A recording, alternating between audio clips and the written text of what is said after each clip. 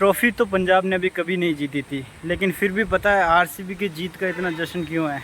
क्योंकि वो एकमात्र टीम थी जिसकी सबसे ज़्यादा ट्रोलिंग हो रखी थी, जिस पे सबसे ज़्यादा जोक्स बन रहे थे, सबसे ज़्यादा लोग उसकी खिल्ली उड़ा रहे थे, उसका ज़्यादा मजाक उड़ा रहे थे।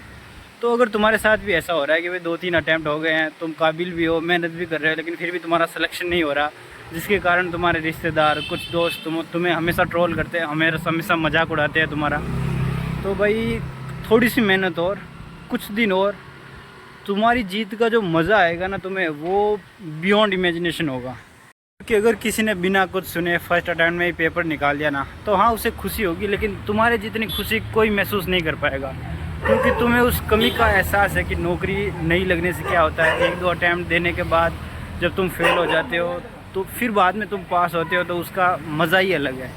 जैसे मुंबई ने इतनी बार ट्रॉफ़ी जीती थी, लेकिन ट्रॉफ़ी जीतने के बाद कभी भी तुमने रोहित शर्मा के आंखों में आंसू नहीं देखे होंगे, लेकिन जब बेंगलोर ने ट्रॉफ़ी जीती है तो विराट कोहली की आंखों में आंसू थे। वो एक तरह की उसकी खुशी थी कि भाई हाँ मैंने 18 सालों के बाद जीती है। उसे उस चीज़ का जितना मज़ा आया था वो कभी भी रोहित शर्मा महसूस ही नहीं कर पाएगा जो विराट कोहली ने महसूस किया है।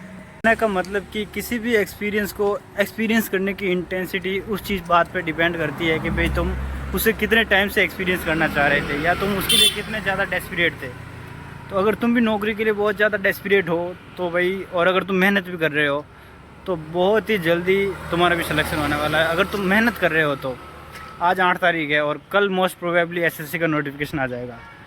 एक बार लोगों को जोश तब आया था जब एसएससी का कैलेंडर आया था पुराने वाला, कि भाई कैलेंडर आ गए अब तो उड़ा देंगे। फिर 4-5 दिन के बाद जोश ठंडा हो जाता है। फिर एसएससी का रियल कैलेंडर आया कि भाई पेपर थोड़ा सा आगे है, और उसके बाद फिर लोगों में जोश आया कि भाई हाँ इस बार तो उड़ा देंगे, अब तो कैलेंडर है, इतना टाइम है, इतनी की स्ट्रेटेजी बना दी। फिर कैलेंडर तो सारे आ गए। फिर बाद में आता है सीधा का सीधा नोटिफिकेशन फेज़ का आने के बाद थोड़ा सा जोश आता है, हाँ यार अब आप एसएससी के ऑफिशियल कैलेंडर आने स्टार्ट हो गए हैं, और अब एसएससी जो कैलेंडर में उसने टाइमिंग दी है उस हिसाब से अपनी नोटिफिकेशन जारी कर रहा है। फिर थोड़े दिन बाद उसका भी जोश ठंडा हो गया। फिर आता है सीजीएल का नोटिफिकेशन, आता नहीं है, कल आएगा सीजीएल का नोटिफिकेशन। सीजीएल का नोटिफिकेशन आने के बाद तुम्हें मोटिवेशन का कोई बूस्ट नहीं मिलेगा, उसके बाद सीधा शौक ही मिलेगा, जो मिलेगा तुम्हें सीधा का सीधा एसएससी के सीजीएल के पेपर में। तो भाई अब ज़्यादा मोटिवेशन की वेट मत करो, कल पैटर्न आ जाएगा कि भाई कुछ पैटर्न चेंज हो रहा है कि नहीं हो रहा है, नोटिफिकेशन में कुछ बदलाव हुए, जो भी है वो तुम्हें कल पता चल जाएगा। हो सकता है जब तुम वीडियो देख रहे हो तब तक नोटिफिकेशन आ चुका होगा। उसके बाद किसी भी तरह के मोटिवेशन का या किसी और चीज़ की वेट करने की कोई ज़रूरत नहीं है। चुपचाप बैठ के ढंग से तैयारी करो। अगर तुम्हारे 150 के आसपास मॉक में नंबर आ रहे हैं तो तुम अच्छे कंपटीशन में हो, तुम आराम से पेपर निकाल सकते हो। ऐसा नहीं है कि तुम्हारे 180 आ रहे हैं तो तुम पक्का ही निकाल दोगे, और अगर तुम्हारे 120 आ रहे हैं तो बिल्कुल ही तुम हार मान के बैठे हो, यार मेरा तो होगा ही नहीं।